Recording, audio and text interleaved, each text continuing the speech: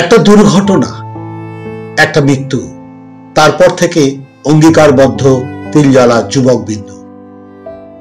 বিশিষ্ট রাজনীতিবিদ ও সমাজসেবী স্বর্গীয় ঠাকুরদাস ব্যানার্জি এবং সমাজকর্মী স্বর্গীয় স্বপন ব্যানার্জির স্মরণে স্বেচ্ছায় রক্তদানের আয়োজন করা হয়। প্রথম হচ্ছে 1989 সালে 20 ডিসেম্বর স্বপন ব্যানার্জি আমাদের বন্ধু মারা যায় একটা পথ দুর্ঘটনায় বালিগঞ্জ ফাঁড়িতে। আমাদের রক্তদান শিবির 1990 সাল থেকে আমরা শুরু করেছি। তারপরে 1999 সালে 11 জানুয়ারি স্বর্গীয় ঠাকুরদাস ব্যানার্জিও উনি আমাদের ছেড়ে চলে গেছেন। ওনার হাতেই আমাদের সকলের রাজনীতির হাতে খড়ি। ওনাদের স্মৃতিটাকে বহন করার জন্য আমরা বছরের পর বছর এই উদ্যোগটা নিয়ে আমাদের ক্লাব সংগঠনের পক্ষ থেকে, এবং এটা আমরা যতদিন থাকবো আমরা এই রক্তদান শিবিরের কাজ এনাদের দুজনের স্মৃতিতেই আমরা করে যাব।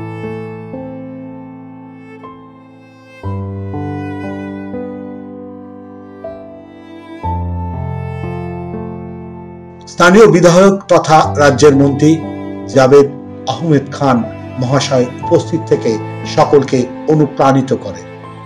ক্লাব সবসময় ভালো কাজ করে এবং প্রত্যেক বছর কিন্তু নতুন নতুন কিছু না কিছু কাজের মধ্যে জড়িত থাকে এবং কাজ করে। রক্তদান শিবির যেটা প্রত্যেক বছরই তারা করে এবং কাউকে স্মরণ করে যাদের আজকে এই অঞ্চলে আমরা বলতে পারি কিছু না কিছু কন্ট্রিবিউশন আছে। ঠাকুরদাস ব্যানার্জিকে আমরা ছোটবেলা থেকে দেখেছি এবং আমরা যখন ছোট ছিলাম তখন দেখেছি সবসময় মুখে হাসি এবং সবসময় ভালো কথা, ভালো অ্যাডভাইস যদি পেতে হয় এবং রাজনীতি যদি কথা রাজনীতি বুঝতে, তার নাম হচ্ছে ঠাকুরদাস ব্যানার্জি। তাকে স্মরণ করেছে, আমরা মনে করি তার পাওনাটা আমরা দিতে পেরেছি, এই তিলজলা যুবকবৃন্দ দিতে পেরেছি। এবং তার যারা আজকে উদ্যোক্তা আছে বলরাম ঘোষ এবং তার বন্ধুদের অভিনন্দন জানাই।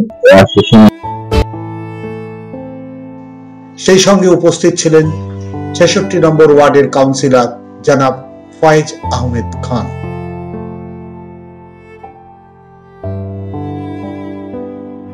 এই রক্তদান থেকে উপকৃত হবে কত অসহায় মানুষ।